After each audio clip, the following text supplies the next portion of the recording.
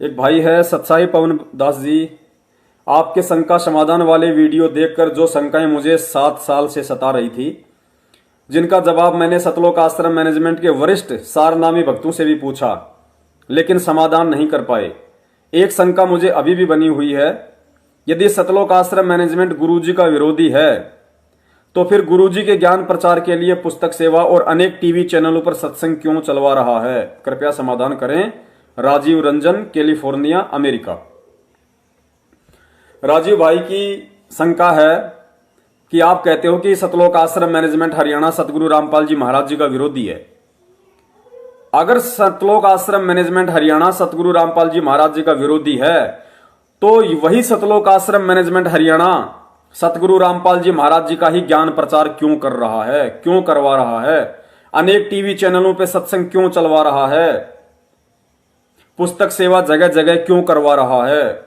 भाई राजीव रंजन, अभी आप इस भक्ति मार्ग में नए जुड़े हो, इनकी अंग्रेजी अभी आपको इतनी जल्दी समझ में नहीं आएगी, फिर भी दास आपको समझाने का प्रयास करेगा। भाई, जिस प्रकार हमारा देश सन 1947 से पहले अंग्रेजों का गुलाम था और अंग्रेजों ने हमारे देश के ऊपर चढ़ाई क्यों की, हमारे देश के ऊपर कब्जा क्यों किया? क्योंकि भारत में अपार खनिज संपदा थी। अंग्रेजों को इस बात का मालूम था, पता था इनका। तो अंग्रेजों ने क्या किया कि उस खनिज संपदा को अपने देश में ले जाने के लिए, अपने राज्य को समृद्ध करने के लिए, वो पैसा हिंदुस्तान से अपने देश में ले जाने के लिए उन्होंने क्या किया? उन्होंने बंदरगाह बनवाए, बड़े बड़े शिप पोर्ट उन्होंने बनवाए, बंदरगाह बनवाए, उन्होंने डामर की सड़कें बिछवाई, अंग्रेजों ने हाईवे बनवाए, अंग्रेजों ने हिंदुस्तान में लंबी लंबी रेलवे लाइन बिछाई, उन पर रेलगाड़ियां चलाई, अंग्रेजों ने एयरपोर्ट बनाए, अंग्रेजों ने बहुत बड़ी बड़ी कंपनियां और फैक्ट्रियां लगाई, अंग्रेजों ने बहुत बड़े बड़े रेलवे स्टेशनों की स्थापना की और भी बहुत सारे उन्होंने डेवलपमेंट के काम किए हिंदुस्तान में। और जो चापलूस लोग थे उन अंग्रेजों के, जो अंग्रेजों की चप्पल चाट के अपना और अपने परिवार का पेट भर रहे थे, जो गद्दार लोग थे हमारे देश के, जो देश के जो क्रांतिकारी लोग थे, भगत सिंह जैसे, चंद्रशेखर आजाद जी जैसे, लोकमान्य तिलक जी जैसे, यानी जो जो स्वतंत्रता सेनानी इस देश के थे, वो जब उन्हें समझाया करते थे कि भाई ये अंग्रेजों की बहुत बड़ी चाल है, तुम इस विकास को देख के ये मत समझो कि अंग्रेज इस देश का भला चाहते हैं या अंग्रेज भारत का विकास करना चाहते हैं। ये लोग विकास के नाम पे जो भी दिखावा कर रहे हैं, ये केवल भारत को लूटने के लिए है। भारत की अपार खनिज संपदा इन ट्रांसपोर्ट के रास्तों से, इन बंदरगाहों से, इस एयरपोर्ट से, इन रेलवे गाड़ियों से इस देश की संपदा को यहां से विदेश में ले जाने के लिए इन लोगों ने ये विकास के काम किए हैं। ये भारत और भारतवासियों की समृद्धि के लिए नहीं किए, इन्होंने अपने देश और देशवासियों की समृद्धि के लिए इन्होंने ये कुछ विकास के काम किए, क्योंकि ये इनकी मजबूरी थी। वो नहीं करते, लेकिन वो उनकी मजबूरी थी। वो रेलवे लाइन बिछाना, एयरपोर्ट बनाना, बंदरगाह बनाना, बड़े बड़े कॉलेज बनाना, कंपनियां खोलना, ये अंग्रेजों की मजबूरी थी। क्योंकि मान लीजिए यदि समुद्री जहाज से यदि उनको खनिज संपदा इंग्लैंड में भेजनी तो कैसे भेजेंगे? गधों के ऊपर लाद के थोड़ी लेके जाएंगे। इसलिए उन्होंने देश के एक कोने से दूसरे कोने तक, जो बंदरगाह को जोड़ता है, वहां तक उन्होंने डामर की सड़कें बिछाई, वहां तक उन्होंने रेलवे लाइन बिछाई, ताकि उस क्षेत्र से खुदाई कर करके या उस क्षेत्र से वो कच्चा माल इकट्ठा कर करके और रेलवे लाइन के माध्यम से, रेलगाड़ी के माध्यम से, ट्रांसपोर्ट के माध्यम से, ट्रकों के माध्यम से उन बंदरगाहों तक उस सामान को पहुंचाया जाए, ताकि अंग्रेजों का काम बहुत जल्दी हो, उनको आसानी हो। और फिर वो सामान, वो कच्चा सामान जो हिंदुस्तान से जो वो लोग अपने देश में भेज रहे थे, अपने देश में बड़ी बड़ी कंपनियां उन्होंने लगा के उस कच्चे माल से अच्छा बढ़िया बढ़िया प्रोडक्ट तैयार करके फिर 8 से 10 गुना ज्यादा कीमत पर वापस हिंदुस्तान में बेचा करते थे। तो अंग्रेजों ने इस देश की मिट्टी पलीत करने के लिए, इस देश की खनिज संपदा का जो दोहन किया केवल अपने देश और देशवासियों की समृद्धि के लिए, ना कि इस यहां के देशवासियों के लिए। तो ठीक इसी प्रकार सतलोक आश्रम मैनेजमेंट हरियाणा जो टीवी चैनलों पे जो सतगुरु रामपाल जी महाराज जी के सत्संग चला रहा है, या जगह जगह जो पुस्तक सेवा के नाम पे भक्तों को लगा रखा है, इनका मकसद कोई संत रामपाल जी महाराज जी का ज्ञान प्रचार करना या इस विश्व को यह बताना कि भगवान धरती पे आया हुआ है, या भगत समाज का भला करना नहीं है। भगत समाज की तो इन्होंने ऐसी की तैसी कर रखी अपने धार्मिक व्यापार के लिए। और एक 10 रुपए की पुस्तक को 20 रुपए में भगतों को दिया जाता है। भगत बेचारा 20 रुपए में वो पुस्तक लेके और समाज में बेच के वो 20 रुपए वापस इनको दे रहा है, यानी 10 रुपए की पुस्तक का इनको 20 रुपए मिल रहा है। 10 रुपए तो वहां कमा रहे हैं, और वो पुस्तक बांटने के लिए इनको फ्री के मजदूर मिल रहे हैं। फ्री के मजदूर बेचारे डर के मारे कि नाम खंड ना हो जाए, इतना भयंकर डर बैठा दिया।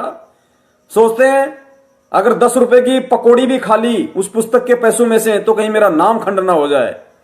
इस डर से बेचारा 10 रुपए का समोसा भी अपनी जेब से खाता है, और वो पूरा का पूरा 20 रुपया इन गद्दारों की झोली में डालता है।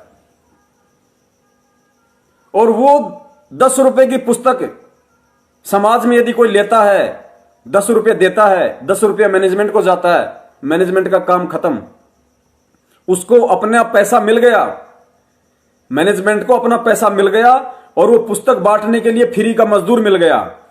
अब जो व्यक्ति उस पुस्तक को पढ़ेगा तो पुस्तक में ज्ञान तो संत रामपाल जी महाराज जी का है, वो तो आत्मा को आकर्षित करेगा। वो बेचारा को समझ ही नहीं पाएगा कुछ, क्या सही है क्या गलत है। उसको तो वो तड़प लग जाएगी कि मैं नाम ले लूं, मैं नाम ले लूं। अब उसको अपने जाल में फंसाने के लिए इन्होंने फर्जी नामदान केंद्र खोल दिए जगह जगह। अब उस आत्मा को कैसे मालूम पड़े कि नाम कहां मिलता है? मैं जाल में जाके कैसे फंसूं? मैं फर्जी नामदान केंद्र पे जाके जो जाल बिछा रखा है काल भगवान ने, मैं कैसे उस जाल में जाके फंसूं? उसके लिए इन्होंने टीवी चैनलों पे सत्संग चला रखे हैं, और सत्संगों के नीचे एक पीली पट्टी बार बार आती रहती है कि अपने क्षेत्र में नामदान लेने के लिए इन नंबरों पे संपर्क करें। आप इनके जाल को समझना पूरा, किस तरीके से भगत समाज को भी मूर्ख बना रहे हैं और जगत वालों को भी मूर्ख बना रहे हैं।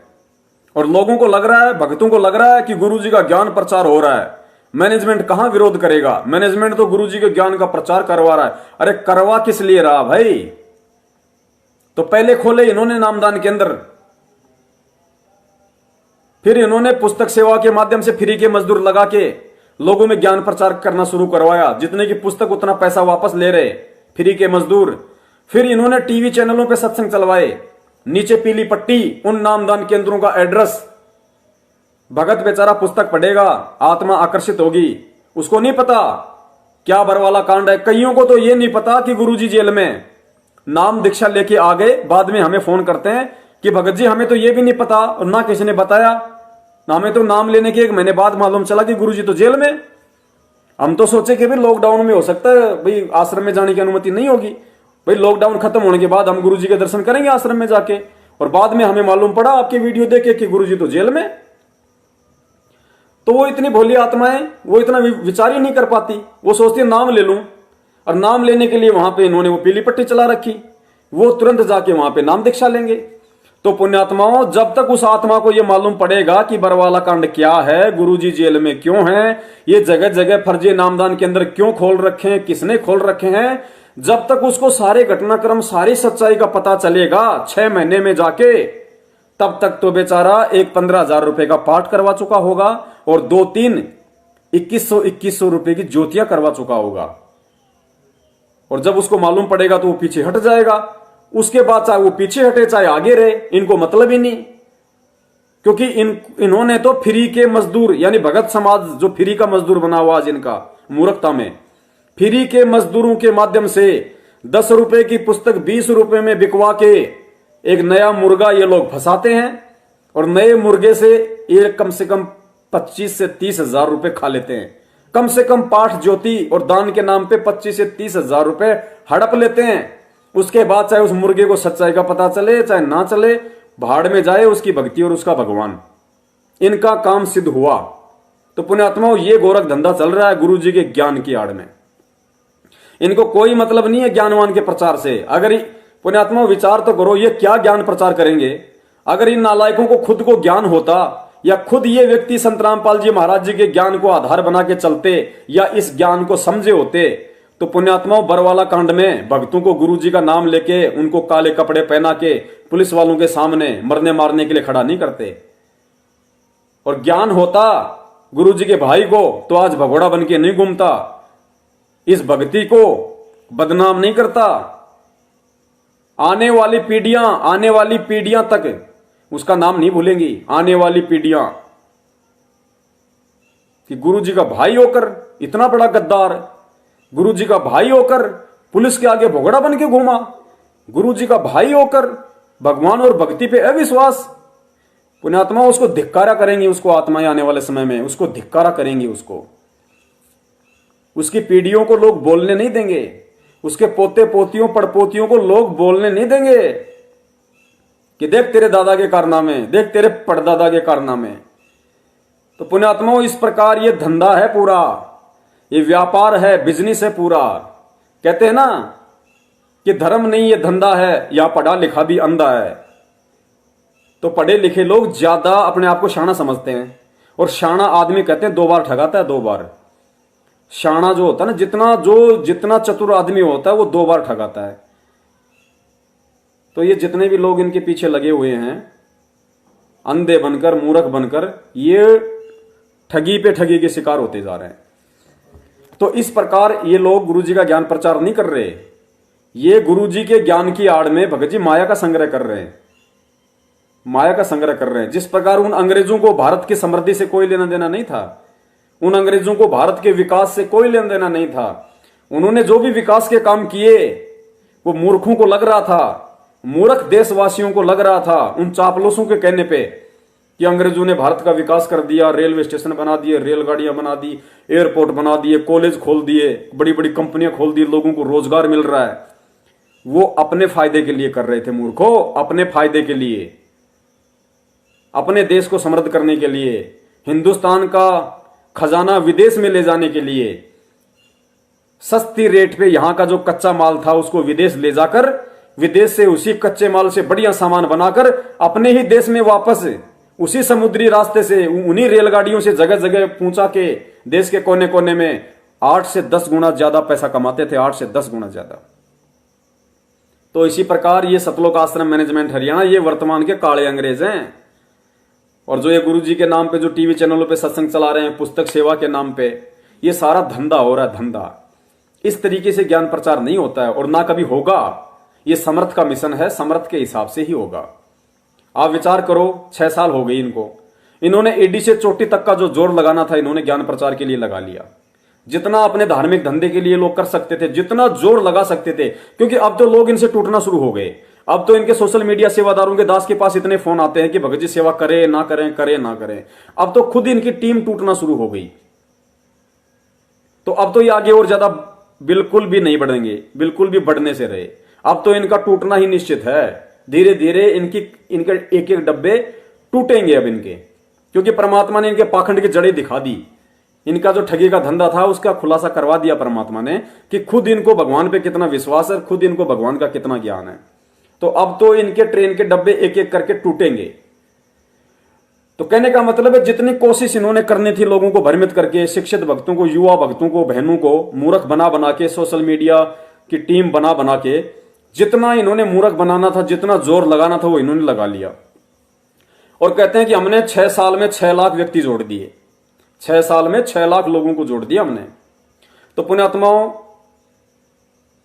6 लाख 6 साल में, और हिंदुस्तान की जनसंख्या 125 करोड़, हिंदुस्तान की जनसंख्या 125 करोड़ कम से कम, और इन्होंने जोड़े 6 साल में 6 लाख।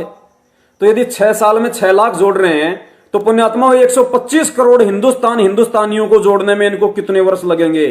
इनको हजारों वर्ष लगेंगे इन लोगों को जिस हिसाब से ये लोग जो समझ रहे हैं और जो मूर्ख संगत ये सोच बैठी है कि गुरुजी का ज्ञान प्रचार कैसे होगा, अगर पुस्तक सेवा नहीं करेंगे तो, टीवी पे सत्संग नहीं चलेंगे तो पुण्यात्माओं, जो व्यक्ति सारा एडी से चोटी तक का जोर लगा के 6 साल में 6 लाख लोगों को जोड़ पाया, तो सोचो 125 करोड़ हिंदुस्तानियों को जोड़ने में तो इनको हजारों साल लग जाएंगे, हजारों साल।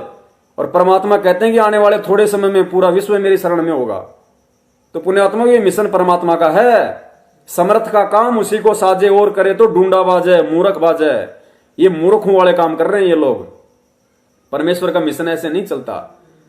अरे 650 साल पहले ना व्हाट्सएप था, ना फेसबुक था, ना ट्विटर था, ना इंस्टाग्राम था, ना गाड़ी थी, ना जीप थी, ना बस थी, ना ट्रेन थी, ना एरोप्लेन थी, ना रेलगाड़ी थी, ना आपके ये सोशल मीडिया थी, ना आपकी ज्ञान गंगा थी कुछ, ना आपके टीवी चैनल थे।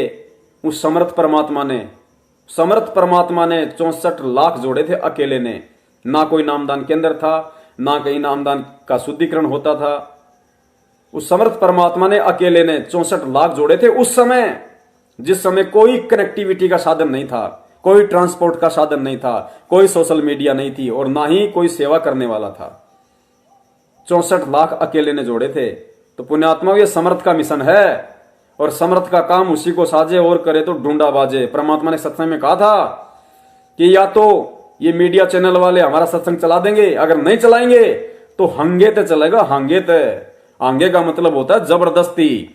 वो लगाएंगे फिल्म, चलेगा सत्संग, वो दिखाएंगे लोगों की डिबेट और चलेगी वहां पे परमात्मा के शंकराचार्यों की ज्ञान चर्चा। ना चाहते हुए भी वो पिन लगा लगा के देखते रहेंगे, ऐसे कहां क्या ये क्या चल गया क्या आ गया, वो पिन लगाते रहेंगे और ज्ञान चर्चा चलती रहेगी। आंगे ते चलेगा, आंगे ते आंगा बोलते हैं जबरदस्ती चलेगा। जबरदस्ती कुछ नहीं पार बसाएगी किसी की, क्योंकि ये समर्थ का वचन है। और कहते हैं साध वचन पलटे नहीं, चाहे पलट जाए ब्रह्मांड। तो तुम किन काल एजेंटों के पीछे ये भ्रमणा पाले बैठे हो कि इनके हिसाब से ये ज्ञान विश्व में जाएगा। ये अपने धार्मिक धंधे के लिए तुम लोगों को मूर्ख बना के, तुम फ्री के मजदूर मिले हुए उनको पुस्तकों की सेवा करने के लिए। कम से कम ये तो देख लो उन पुस्तकों में लिखा क्या हुआ है। इतनी मिलावट कर रखी हर जगह इन्होंने पुस्तकों में। तुम ज्ञान प्रचार नहीं कुप्रचार कर रहे हो और अंधे बने हुए हो। आने वाले समय में रोगे, माथे पे थप्पी मारोगे तुम कि उस समय मान जाते, देख लेते और समझ जाते तो बैठ के अपनी भक्ति कर लेते। तुम सोच रहे हो हमारे पुण्य बन रहे हैं। परमात्मा कहते हैं तुम करत हो पुण्य होत है पापम। तुम पुण्य समझ के कर रहे हो लेकिन तुम्हारे पाप हो रहे हैं, पाप। अरे इन्हीं लोगों ने तुम्हारे बाप को जेल में डलवाया, इन्हीं लोगों ने, इसी सतलोक आश्रम मैनेजमेंट हरियाणा ने। और खुद वो बाप कह रहा है कि मैंने कोई कमांडो नहीं बनाए, राष्ट्रीय समाज सेवा समिति मेरी नहीं है, मुझे भी रोक के रखा हुआ था। और कह रहे वो तो लीला है परमात्मा की। अरे गधो कहीं, अब क्या बताए दास, इतनी मंद बुद्धि तो शायद हमारे पूर्वजों में भी नहीं थी। वो भी थोड़ा बहुत दिमाग रखते थे, लेकिन आज ये तत्व ज्ञान लेके, शिक्षा लेके, इस साइंस के युग में जन्म लेके, ऊपर से भगवान की शरण में आके मूर्खों से बढ़कर मूर्ख काम हो रहे हैं। यहां से मूर्खों से बढ़कर बाप खुद मुंह से कह रहा है, वीडियो में कह रहा है कि ये मेरा नहीं है राष्ट्रीय समाज सेवा समिति, मैंने कोई कमांडो नहीं बनाया, मुझे भी रोक के रखा हुआ था हैं। और कह रहे बाप तो लीला कर रहा है। वाह भाई वाह। चलो हमारा काम है, हम संदेशा देते रहेंगे, हम पीछा छोड़ने वाले नहीं हैं। जागो ना जागो तुम्हारे अपने संस्कार हैं, भाड़ में जाओ। हमारा काम है शिष्य धर्म निभाना। हम कोई संगत को जगाने के लिए, या संगत को जाग जाएगी तो हमें कोई अपना भक्ति धन नहीं दे देगी। अगर संगत जाग गई तो हम सत्सेवकों को अपनी भक्ति नहीं देने वाली, और ना हमें तुम्हारी भक्ति चाहिए। भाई हम तो अपने गुरुदेव के प्रति अपना शिष्य धर्म अदा कर रहे हैं, हम अपना शिष्य धर्म निभा रहे हैं और अंतिम समय तक निभाएंगे। हमें किसी से कोई उम्मीद नहीं है, चाहे भाड़ में जाओ, समझो ना समझो, लेकिन हमने पापड़ बेलने हैं, हम तो पापड़ बेल लेंगे, हम संदेशा देते रहेंगे, क्योंकि हम युवा हो गए। परमात्मा ने हमें विद्वान बना दिया, ज्ञानवान बना दिया। अब हम अपने बाप के मिशन में सहयोग देंगे, करेंगे जो हमारे बाप ने किया।